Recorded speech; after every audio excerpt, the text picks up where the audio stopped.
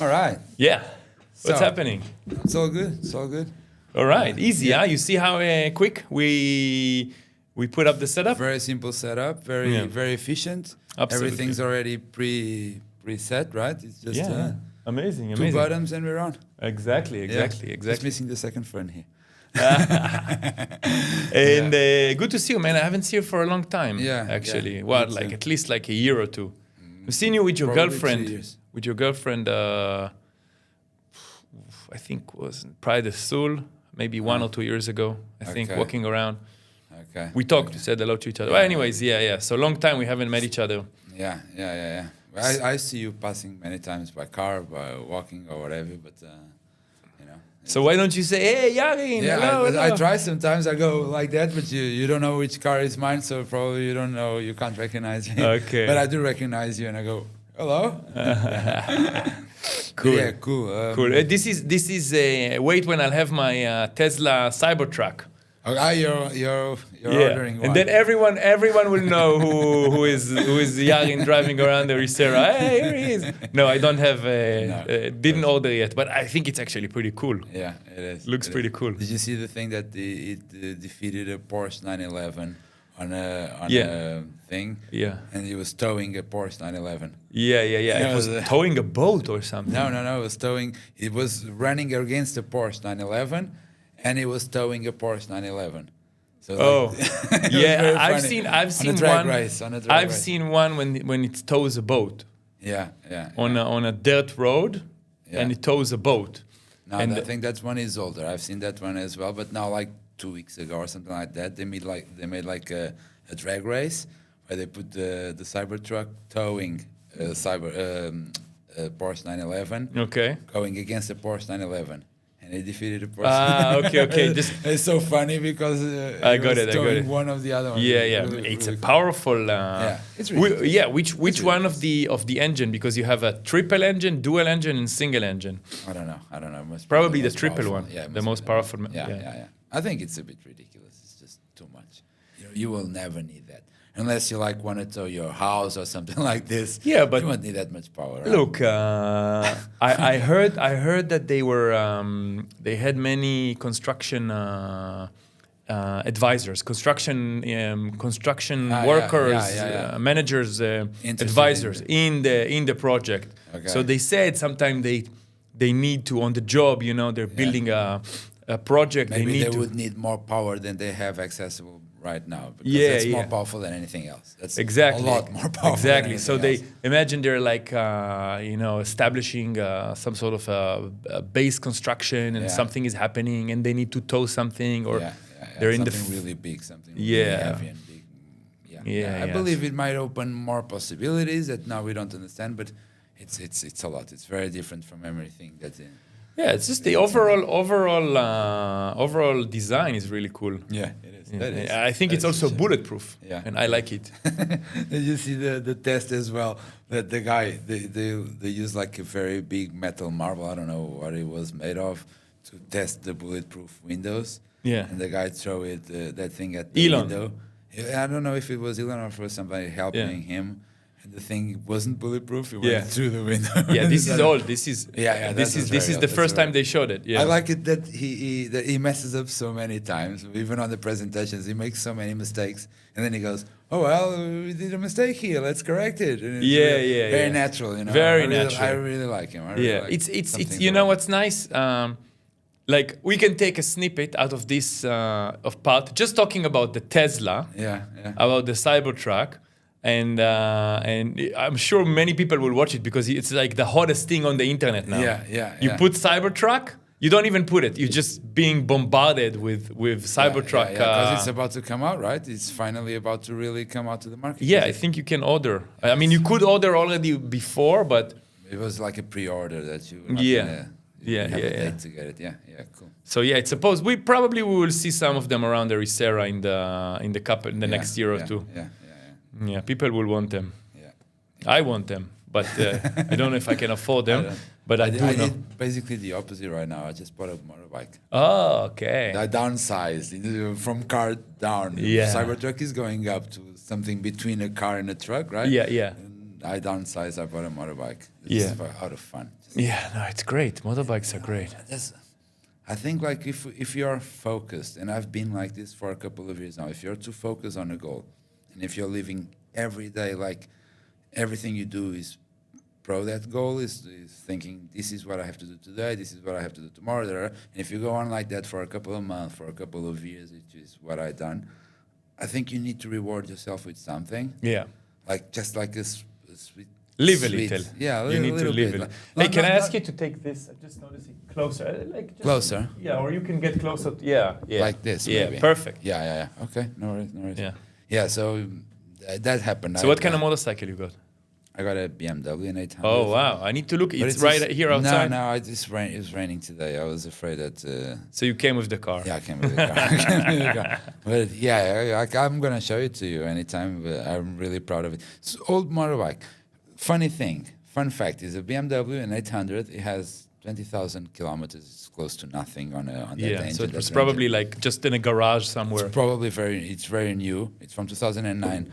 But it was like from a guy that was a collector, had many bikes and brand new, doesn't have anything fault, all good. It was cheaper than an electric bicycle. Really?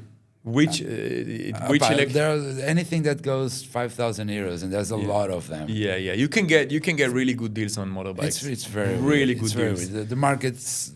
The market changes values of stuff really. Yeah, it's like. Some models of BMW motorbikes are worth a lot of money because everybody wants them.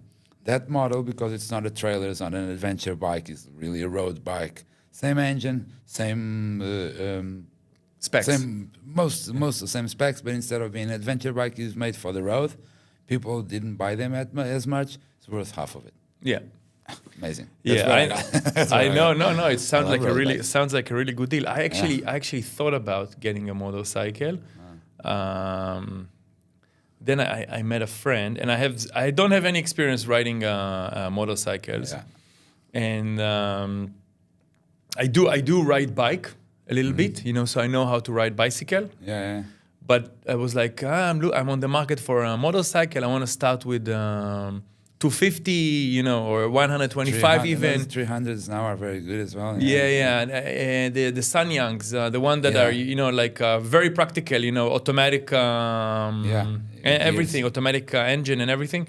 And he said, look, I recommend, he's driving motorcycles for many years. He was like, look, I recommend if you didn't drive a motorcycle, didn't drive a motorcycle until basically age 40, maybe you should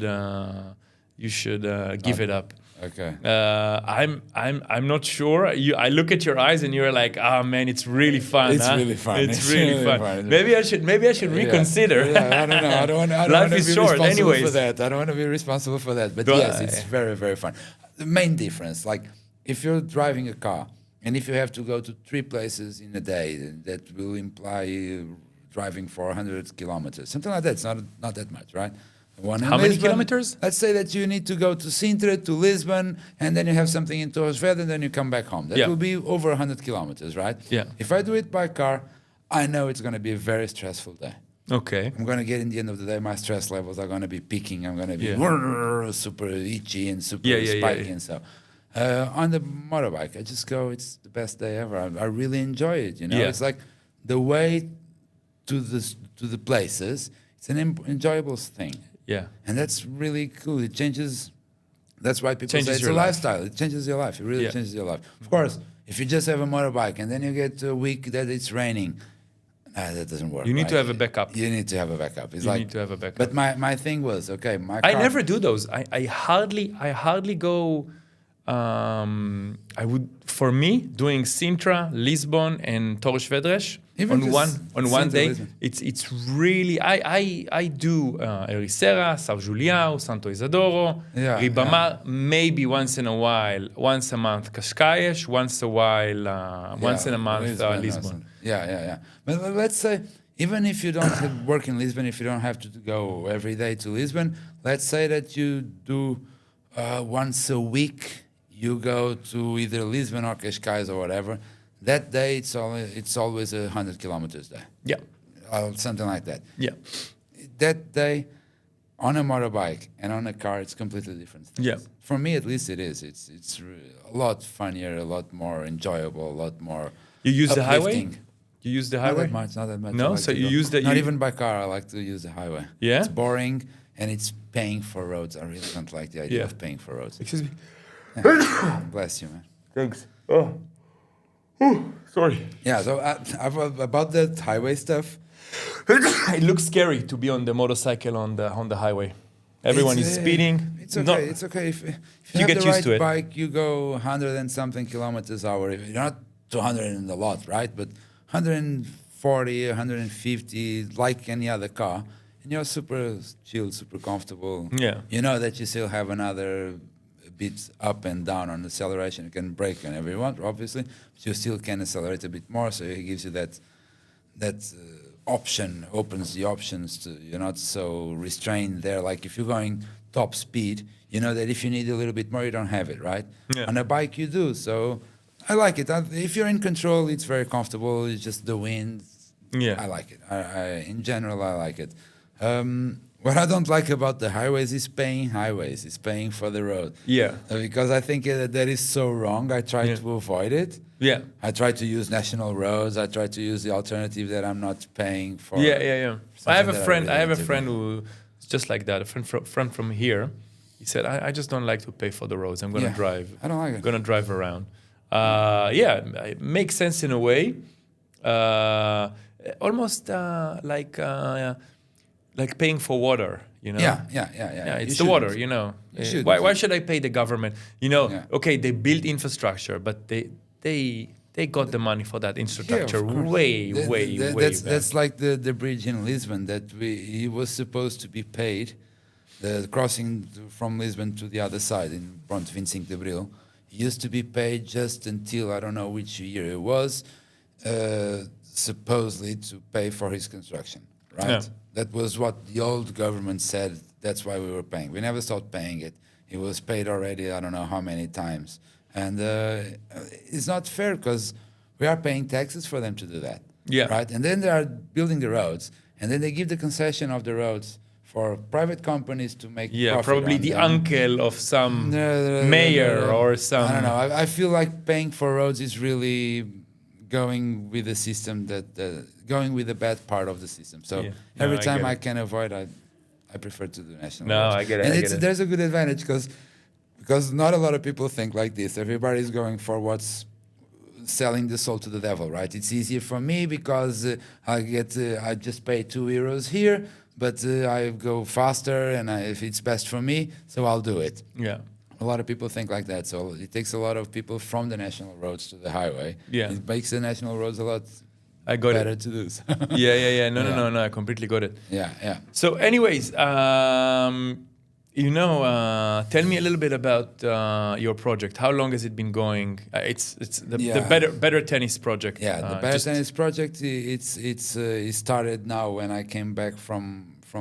As you know, I lived abroad a lot of years. I was almost 10 years traveling, living in hotels, in very very high-end hotels around the Indian Ocean. Basically, living the dream.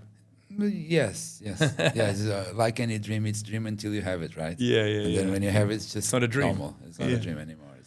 It was good. I can't complain. It was really a good life. But Where have you been? Which island? Seychelles? I was in Seychelles. I lived in Mauritius for almost 6 years, 2 times. One time 2.5 years, and another time 3.5 years, something like that. Yeah.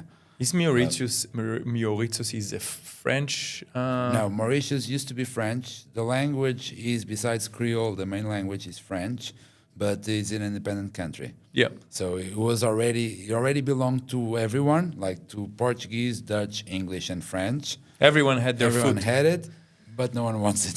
So, like, they got their independence, and they are now independent. It's beautiful, huh? Beautiful country. Yeah. Beautiful island. I absolutely love it. And there is a big wave, big left-hander somewhere. It's one eye. It's on the south. It's quite dangerous. You have to know a lot to go there. But yeah. And also you have to not go very with a good. local. Yes, it's you not very cannot good. paddle out without a local, otherwise you'll be kicked out immediately. Yes, but kicked out badly. It's not. They're not nice. Yeah.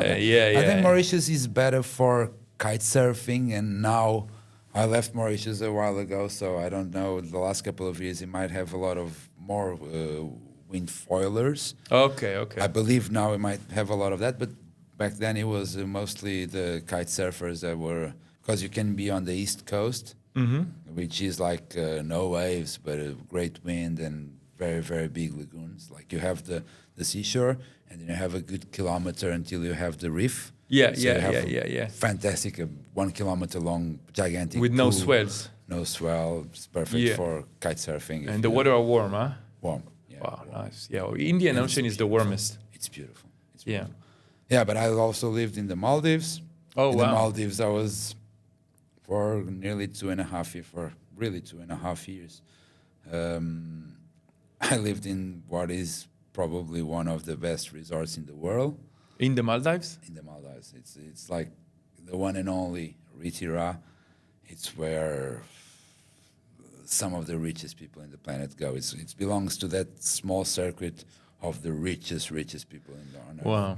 Right? Like this crazy cabal, people who control the world. Yeah. They talk Those about guys. everything in this island. Totally. A night in the restaurant or in the bar in that island, it's something. It's memorable. Huh? You get to see people. Like I coached Robert De Niro. I coached his wife. I coached Djokovic's wife. I coached. I didn't coach Beckham's kids. You coached tennis. Djokovic's wife. Yeah. He wouldn't. He was there on court with us. Yeah. He was there at some point at one night in November 2013. I remember there was November because it was close to my birthday. It was like 1 or 2 days before or after my birthday. I can't recall, but something like that. I had on court. It was 2 courts, beautiful, the most beautiful courts I've ever seen, tennis courts. And I was a director there. I was in charge of anything that is concerning tennis in the hotel. And I had the booking of one Bob that I didn't know who was. Then I found out it was Robert De Niro. And he came with his wife, with his 3 kids. And at the same time, Djokovic and his wife were in the house, were in the hotel. So the management invited them to come together on the court. So I had on my court Robert De Niro, his wife, his 3 kids, Novak Djokovic and his wife. Oh, you could basically throw like a whole shoot like a tennis commercial. Yeah, that was it. That was like the top. You can't get compete a lot that. better than that. Yeah. So yeah, this was the most remarkable part of my career was those 2.5 years in the one and only Ritira. In the Maldives. In the Maldives. Yeah, it's a beautiful spot, man, and the waves over there. Wow. It's just amazing. I've seen some photos from the Maldives. Everyone loves it. It's amazing, but it's like this. It's a beautiful place to take photos. It's a beautiful place it's a perfect place to do a postcard and for social media and so forth. And it's a perfect place to live up to a month, I would say. Because then, look, it's Maldives, it's 900 and some sandbanks. That's it. Okay. The longest extension they have of sand would be like 3 kilometers. And that's a little bit of sand in the middle of the water with 3 kilometers long, but probably like 100 meters side to side. So it doesn't have land. Okay. It's like this. It's just sandbanks. Little specks of sand in the middle of the ocean. The whole country is like that. It doesn't get more than that. Like Mauritius, it's a big island, and then they have a couple of small islands around, and it's a country. You have commercial centers, you have cinemas, you have bit more buildings. culture in Mauritius. Huh? In Mauritius, you have a bit more culture. Yeah, for sure. In terms of culture, it's super rich. But it's a country. You can drive. You can.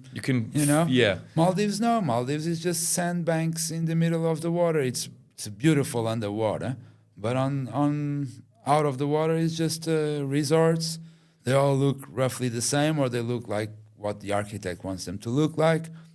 Some of the islands are really man-made. Like they have a small sandbank, and then they add extended to docks and build like sand, houses. Even sand, they bring sand from somewhere in the Middle East, and they put there from Oman or for the Emirates. And it's all owned by Middle East prince and kings and sheikhs. Yeah, you can't really buy property there. So what happens is that the owners rent it, like the same thing as in Bali. They rent the island. All the hotels are rented. The islands are rented to locals who own them. Okay. So what happens is in Male, which is the capital, or Ulu Male, which is then the island next there, now it's together with a bridge, so it's like the same place. There are like 1,000 billionaires, Maldivians. They are the owners of the islands. They are renting to the hotels. Okay. And they are ridiculously rich, and they live. I don't know. It's very weird because they can't do anything other with their money than travel, because you know what I mean. It's like they own the islands. Normally, the hotel builds on their island and makes them one room for them, a suite or a villa, or whatever. Little villa or little, yeah. And then they have their house in Male, in the capital, and then they live like that. They're just ridiculously rich. There's Ferraris in Male. Yeah. You have the longest road is 1.5 kilometers, but you have Ferraris there. Because I mean, it's like spending money on yachts and things like that. It is. I've never been. All my friends been. But it's a very weird place. Maldives. It's a very weird place. It's very fun. It's good fun if you go for holidays. Of weeks, and you just, I'm on holidays. I don't live here. I don't belong here. This is all good. But if you live there, as I did, after that first phase where you're really wow with everything around, right? You start thinking a little bit deeper. You start to wonder if you belong there. You start to wonder if all that is right. What kind of people? What kind of people are the Maldivians? They are Indian. They are Indian. From Indian. They are Indian. From they are Indian. The same as Sri Lankan. Okay, because it's close to Sri Lanka. Close to Sri Lanka. So they are like Sri Lankans. They are typical Southeast Asian people. Yeah. But they're not a lot. They're not even a million. And if you see the local islands, the few islands that are still Maldivians that are not owned or they're not explored by hotels, it's what they call the local islands. I mean, they live such a weird life. Like, there is nothing on the islands. It's an island with a boat coming, with 3, 4, 5 boats coming in and out per day, bringing stuff, bringing people, taking people. And there's 20 houses on the island. Really? And they live like that. And they're rich. Some are very rich, right? The ones that own islands. The other ones are just working in resorts. Okay. They also have more money that they can spend because they can't spend. Yeah, If they have wanna nothing to money, spend. they have to go somewhere else because there's nothing there. It's really, what they will spend, they can order online. They cannot order online. They can order online, but how you order online in the Maldives? Very weird. Probably, it's very probably more expensive to. I want to buy take it- something from Amazon. Probably would be more expensive than. the shipping will be more expensive depending on what you're ordering. So here you go. You can spend your money on expensive on shipping online shipping. stuff. Very expensive socks and things like that. Yeah. That is true. That's actually what happens, is that they have like the latest technology. They have really good clothing, and that's it. Yeah. They can't buy let's say we here are normally, if you measure how well you're doing in terms of wealth with property that you get, right? They can't get property. Yeah. The Malay doesn't have property for sale. And on their local islands, they already own their property. It goes from the family, right? Yeah. What can they do with their money? This is something that I wondered many times when I was there. The only thing that they can do is travel. Yeah. Because they really can't do. And even the guys that work in the hotels, not the owners, but everyone else that works in the hotel, they get quite good payment, better than Portugal. Easily better than Portugal. A nice salary. Yeah. A nice salary, and it's quite good because the salary plus tips, and the tips there are crazy. It's quite good. They get very well paid. They live very well. The Maldivians live very well, unlike the Mauritians. The Mauritians, it's really like third world African country. Besides being beautiful, you can see that they're poor people. Okay. Maldivians, no, the Maldivians. So Maldivian is like a bubble. It's really like some sort of a bubble. It's a very weird They have place. their really internal economy. Nothing is for sale. Nothing goes out. Nothing comes in. It's kind of like, it's just a community of people who lived on those islands, and now everything is. And they all became. There's a lot of money coming into Maldives from tourism and from exploring the tourism. So the hotel chains put a lot of money in the Maldives. So basically, it's a very wealthy country with very little people, very few people, and no way to spend it. Yeah. That's what it is. It's a very weird bubble. Bubble. I understand. I got it. Yeah, interesting. Yeah. Anyway, coming back to your question. Better Tennis Project. So I came back to Portugal just because I had bought back in 2008 when I came to live in Ericeira. I had bought a bit of property, an apartment, and I came with the idea of selling it, which I did. Now I know a bit too soon. Now I know. Yeah. But and then I was about to come here for maybe 6 months, something like that, a year. But then COVID came, and it kind of changed the way things were going. And with COVID and with the almost 2 years compass of waiting for what's coming next, there was a possibility of starting the tennis school there in Wings do Mar with Breakpoint. The guys from Breakpoint, they bought the property. They don't have the know-how. They never run a tennis operation. So Better Tennis Project made an agreement with them to run the school part of the club. So we started the tennis school. Along with that, early this year, I made an agreement with the second best ever tennis player in Portugal, Frederico Gil. Okay. And together, Better Tennis Project and Fragile Tennis are running installations or tennis setups in hotels starting in Portugal. We already have a couple also from the same hotel chain in Brazil. And so Better Tennis Project, it's a tennis club. So how do you define it? It's so just to get my head around the project. Okay, so it's like, I would say it's a tennis club. It's registered as a tennis club based here in the Better Tennis Project in Breakpoint Ericeira, but it's also a company that runs, like I used to work for other companies in the hotels outside of Portugal. Now we're going to start running the hotel operations, the tennis hotel operations in Portugal and outside. So basically what we do is, let's say, imagine that you have a small hotel, a boutique hotel that has 40 rooms and it has a tennis court. And I talk to you, we make an agreement, and I'll run tennis lessons on your hotel, selling to your guests. I'm providing the program, the tennis program, like tennis, private lessons, group lessons, tournaments, weekly tournaments or whatever, a couple of tennis activity, whatever it is. I take care of maintenance, I take care of having the material there, the balls, tennis, the rackets, all that. And we divide the profits on a percentage base. I understand. So you basically have so it's like a tennis club here in Ericeira, and it's also sort of giving like a tennis experience for establishments. Yeah. And now I'm doing that. So there's a lot of fronts. There's the tennis club, which is the base. There's that agreement, that contract with Fred Gil that we're going to be running, hopefully more and more hotels.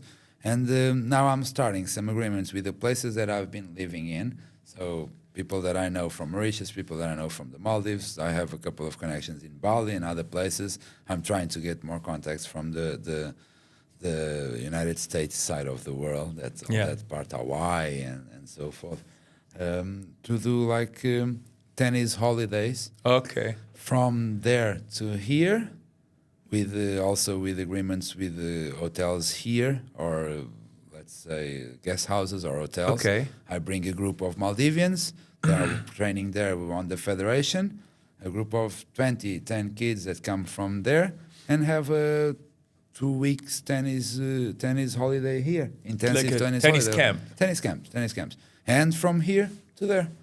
So this is the third part of the business. So also you want to run like those tennis camps worldwide, and kind of cultural experience with tennis. That's pretty cool, man. It's very interesting for the players because basically this is how a tennis professional lives.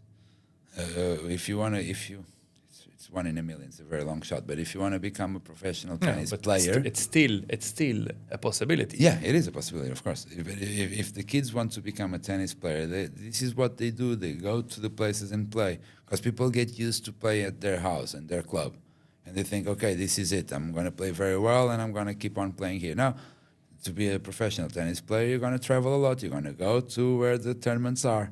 So this type of experiences, even for when they are developing as a player from 10 to 15 years old, it's very, very good for them to completely change the atmosphere. The atmosphere, everything, all the conditions, everything changes. Tennis has a lot of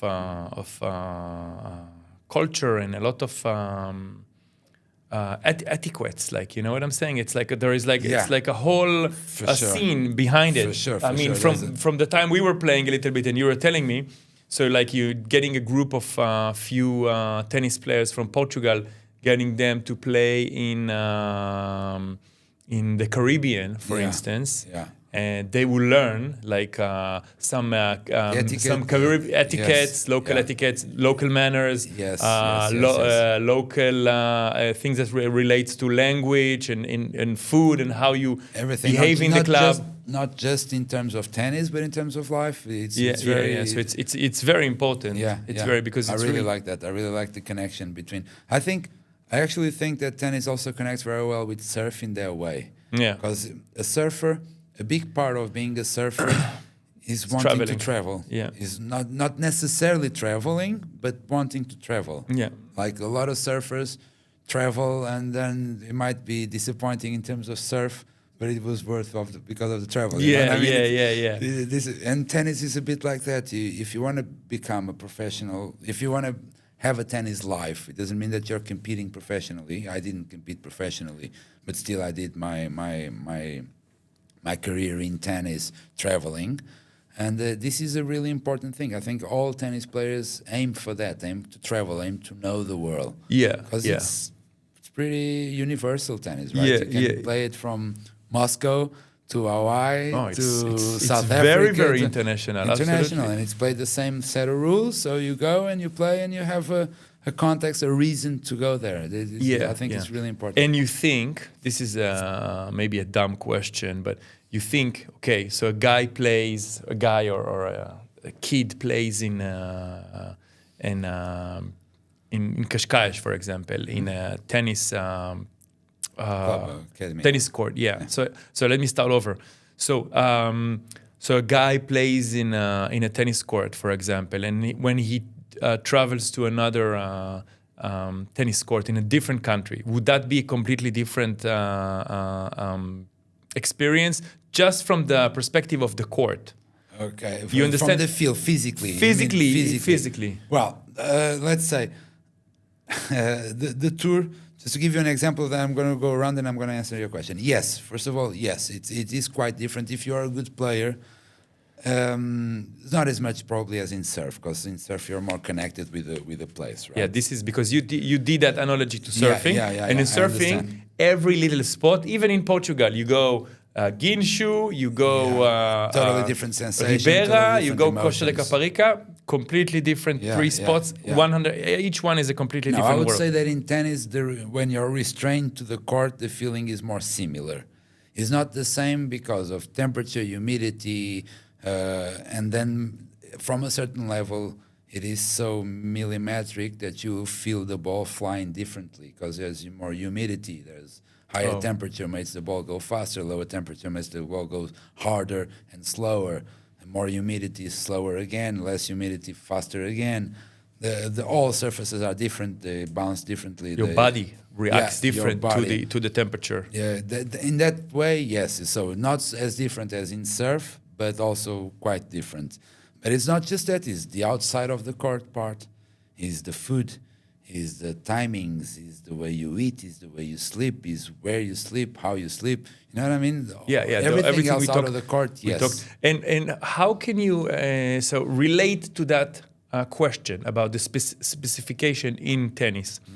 How would you compare and explain the comparison between all the different tennis courts? Because you have green court, clay, which is brownish, and clay is brick powder. It's clay. It's really clay. It's made of powder, like dirt powder, but it's made of clay. And in terms of behavior of the ball bounces slower. So it's the slowest surface. And it's also the one that changes more according to the environment, because that one absorbs more humidity, less humidity, more dry, more wet. It changes a lot. That's the slowest. That's the one that's more traditional in Central Europe. So Paris, the Roland Garros, it's a clay tournament. Portugal, Spain are traditionally clay countries. So I was born in clay. I used to play in clay when I was a boy. It's a different type of game. Let's say that the way to approach each point on a slower surface, it's different from the way to approach the point on a faster surface. Okay. So from slowest to the fastest. Slowest is clay. Medium is hard court, which changes a lot according to the way it's built. It goes from very slow hard courts to super fast hard courts. Hard courts? Hard courts is the synthetic, the cement. Okay. It's not cement. But it looks like a basketball court. Yeah. It's not really. It's most of them. There used to be a couple of years ago, 20 years ago, there was a lot of them made of tartan, that surface that they do the athletic things. But now they're not anymore. Now most of them are made either of green set. The ones there in the club are awesome green sets. Just done, they're fantastic. They're some of the best courts I've ever played in. And I've played in some very good courts, fortunately. But it goes, normally they are either green set or rebound ace, or there's a couple of different surfaces which are one layer, very, very, very even. One very, very smooth and even layer of rubber, and then a layer of rubbery paint with sand to make it like sandpaper. Okay. So basically you're playing on a very big coating of sandpaper that kind of gives a little bit, because it's rubbery. Yeah, okay. So it's very comfortable. It's wonderful. It's wonderful to play on a good hard court, which is called the hard court. It's very good to play with. And then you have the fastest, which is grass, which is where I play Wimbledon. It's natural grass, very well trimmed, millimetrically even, and it squids. It slides on the feet, it squids, it slides the ball. It's super fast. Really? Super fast, yeah. So Wimbledon is super fast. If you know tennis, you know that if you want to watch Roland Garros, each point will have on average something between 4 to 8 shots, right? In Wimbledon, the average shots per point is between 3 and 5. So that multiplied by 900 points, that can be, or 600 points, that can be a match. Mm-hmm. You know that? Yeah, absolutely. It's going to be a big difference. I think soon is the Melbourne Open. Yeah, it's in January. What kind of court? It's hard court. Hard court? Yeah. My court's in the Maldives. Maybe after the Melbourne Open, if you have time, you can come by again and you do a little I'm gonna, because every time I meet you and I talk about it, it's just such a sexy sport, man. Tennis, and I'm such a. It's very interesting. I really think it's very interesting. It's every time I talk about it with you. On generally, I'm very, very attracted to it. You know, it has so many things, so many perks that are so good. I really you know, my wife will probably watch it because she watches all the things I record here, and I have an argument with her. She's a Pilates instructor. One of the arguments, because we have a lot of arguments. Okay. She's a Pilates instructor. Mm-hmm. She's really good. She's really professional, and she's really helping people with aligning their body, knee pain, back pain, And I was very keen to get Alexa, my older In tennis.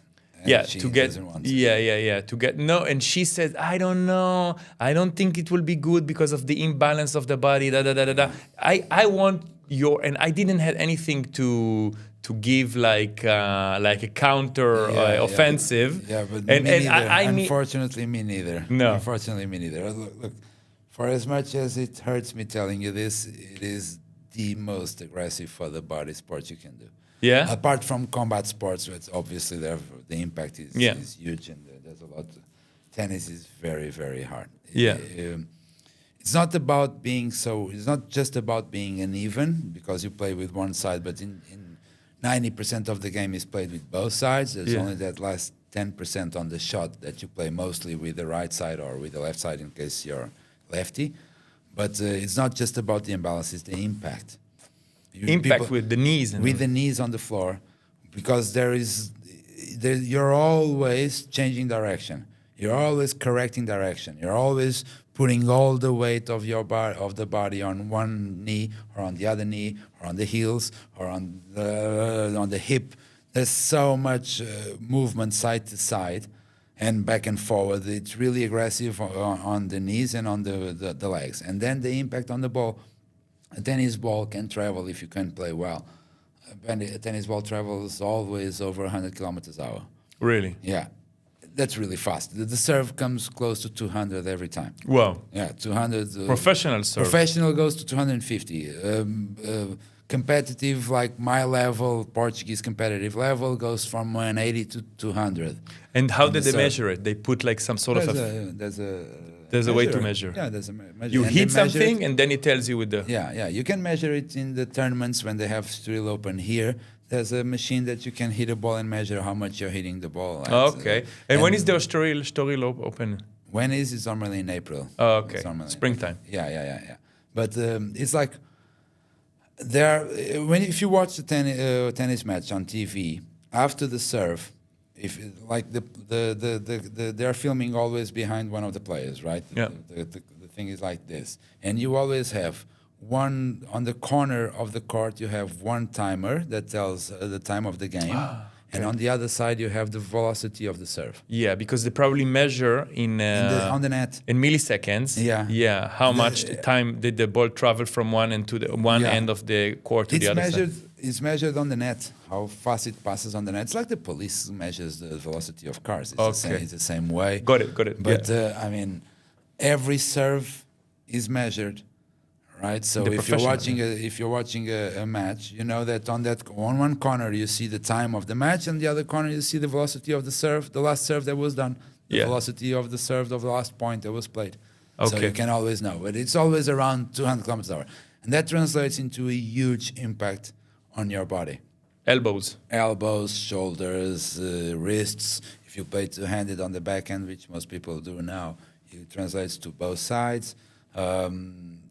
Everything. It's a lot of impact. There's a lot of. So impact. you have no counter argument for you. You are very. I'm not selling it very well. Yeah. no. You're very honest. But yes. But I do have one counter argument. It is like this. We say that you don't get fit playing tennis. You get fit to play tennis. Okay. So what happens? The way it works is that tennis takes over your life, or at least your sport life, if you love it enough, in a way that you're going to do everything to play better, and that will make you want to get fitter. Okay. And fitter in case of tennis is not stronger, because you're not going to need strength. What you're going to need is elasticity, flexibility, range of movement, quickness, and explosive strength. Okay. And all these things are things that you will get from Pilates, from other things that you will do in order to play better tennis. So nice answer. This is the only thing I can tell you, because the game itself. And also, if you got the bug, you got a bug. That's it. If you want to play tennis, let's say whatever, if you put your kid in a tennis school or not, suddenly he can interact with it. Yeah. and he would get excited about it, and you cannot stop him. You know what I'm saying? Yeah. That's it. The thing is, it's so pleasurable. Yeah, it's really pleasurable. It is. It is. Hitting the ball is fantastic. There's a release of energy on impact that is really distressful. If you're normally an anxious person, a stressed person, or like we all are, it's really a good way to get your aggressions out. It's very good, very good. It's almost like an impact sport without direct impacts. Yeah. And the impact, it's constant and stronger. Yeah. So we have this beach tennis. I don't know. We call it matkot. Yeah, I talked to you about it before. No. So it's very, very big. It's not a sport, but in Tel Aviv, all across Israel, on the beach you have a wooden racket. And a black rubber ball. And we play and you tack, you play like this and some places are like a shooting range in Tel Aviv. It's like you're just dodging bullets, you know. Okay. And we grew up I grew up play this. Fresco ball. In Portugal or here, this is called fresco ball. I've just learned it this summer because I like to, when I go to the beach, I like to play a bit of rackets just because. Yeah, of course. Pro tennis nuts, right?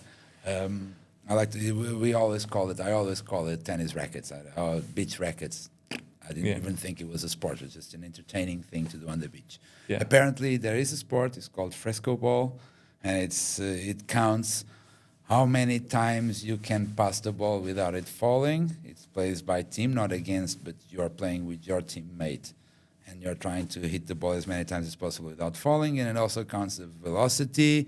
And it's very weird. It's a very weird sport. You can check fresco ball. I don't know. Anyways, what do you think about the whole pedal craziness lately? The pedal is the enemy. Really? No, not really. Look, it's like this. It's the easy way out. If you want to play, I'm just going to say this for fun. I hope a lot of people will listen to this, and I hope I'm not offending all the ones that love paddle. That must be a lot at the moment. It's the only way you get to wear the sexy tennis outfit without having to learn tennis. Okay. You know what I mean? Like, it has all the easy bits of tennis without having the hard bits. Okay. Tennis is very hard, man. Yeah. It's very hard. And this is easier. This is a lot easier. Why it's easier? Explain. Give me the physics, the dynamics of the thing. So it's a smaller court. The ball can pass you. So you have more than one chance to hit the ball. In tennis, if the ball passes that 1 meter in front of you until your body line, it's gone. Okay. Right? And you have a lot of distance to cover. So you have a lot of running to stop the ball from passing your line. Right? Mm-hmm. In paddle, if you're somewhere like a good 1.5 meters from the glass behind, the ball will pass, you'll hit the glass, and you have another chance to hit it. So basically, if you never touch the racket in your life, in a week you're playing paddle. Okay. In a week you're not playing tennis. It's going to take you quite a bit longer than a week to play tennis. I know, for sure. It's very hard. And the paddle itself, did you try it? Yeah, I used to coach paddle. I did a couple of paddle lessons in Peñalonga, and I was coaching Peñalonga for a couple of months. It's still enjoyable in a way, I think. I love it. Look, give me a racket. I'll love it. Anything that has to do with a racket, I'll love it. But from liking it as an activity to replace tennis, there's a big stretch. Yeah, I understand. And what is happening is that it's replacing tennis. A lot of people are dropping tennis because of paddle. Worldwide, people are watching paddle instead of tennis. There are paddle heroes instead of tennis heroes. It's just too much. I don't think it will take over. I don't think it will take over. It's already, in numbers already did. In numbers, there's a lot more paddle players than tennis players. There's a lot more paddle money than tennis money. Really? Yes. More money in paddle these days? Oh, there's so much money in paddle. So maybe I should send my daughter to paddle. No, don't do that. I'm joking. Look, as you say here in Portugal, sol brincar. Yeah, estás a brincar. Acredito, I believe you. But yeah. But it's the easy way out. I think it's a sign of times. Okay. Right? It's now in fashion. It's in fashion, and I don't think modern people, millennials and forward, are not ready to big hard commitments. Yeah. And tennis is a big hard commitment. Yeah. It's hard. It's really hard. You need to go through a lot of commitment for 1-2 years until you start actually playing the game without being 90% struggling with yourself. Yeah. Till you start facing the other guy and not only facing yourself. You're always facing yourself on the match, right? But until you get to a certain point, you're only facing yourself. Yeah. And that's not playing the game. You start playing the game when you start playing the other person, when you start playing your opponent, right? And it takes a long time. It's a long run. Tennis matches are long. Yeah. You can easily, on average, it's not a big stretch to be 3 hours playing a match. Yeah. People don't have 3 hours to play anything now. Yeah. The kids don't pay. They don't pay attention for 3 hours for anything. You can't watch a movie right now. Yeah, it's right? true. It's true. The series are the thing now because you can watch a series in 40 minutes and you would have to pay attention. You can watch one episode in 4 days. 10 minutes here, 10 minutes there, watching YouTube, going back to Netflix. Going Sign back. of times, right? We are not, in general, people are not ready to be focused on one thing for 3 hours anymore. Yeah, this is general. My opinion, I don't like. I think it's bad, but it's just my opinion. Yeah, I understand. Hey, one last question. You're talking about movies. What do you think about Matchpoint? The series? No, the film. The film? You never watched it? It's a series. You never watched that? No, a film by Woody Allen. Ah, yeah, I watched it. Oh my God, that's. You don't know it? It's very disturbing. Yes, I watched it. It's as disturbing. As a tennis coach that went to work in very high-end places, and as a tennis coach that did that and met a lot of very, very, very wealthy women. People. I find it very disturbing. It's very disturbing. But yeah, it's a rush reality put on a very, very disturbing story. I watched it maybe 2-3 times already, a long time ago. I love Woody Allen. That's one thing. Yeah. I love good cinema. I Yeah. love good movies. I love good cinema. So I've watched everything from Woody Allen more than once, easy. And that used to be a film reference for me in the no-go kind of way. You know, it's like this is the bad representation of what a tennis coach is supposed to do. This is not at all what tennis coach should do. I get it. No, Yeah, I understand. It's a very interesting story, you have to say. It shows the... I like one thing. I like the beginning of the movie. It's really, really, really tennis cool. It's that part where the ball touches the net. Yeah, it goes in the up. middle. And then it bounces again on the net, and if it goes one side, it has one story of his life, and if it goes to the other side, his life changes completely. Yeah, and it's that decisive moment. And this is exactly how the movie ends. Yeah, because he threw the ring. Yeah, if you remember, he threw the ring on that bar next to the pier or whatever they are, and it hits the pier by accident. And then someone else find it, and then he's been accused for being for 2 times that decisive moment on his life. One side would give him a promising tennis career professional, the other side would kill him as a professional and make him go what he did, go coaching, and in the end, one side it would free him, the other side would frame him. So it's actually different because he throw it and he doesn't cross the net. Yeah. You understand? Yeah. He doesn't cross the net. And in both ways, both times he doesn't. Exactly. He doesn't the ball and he doesn't the ring.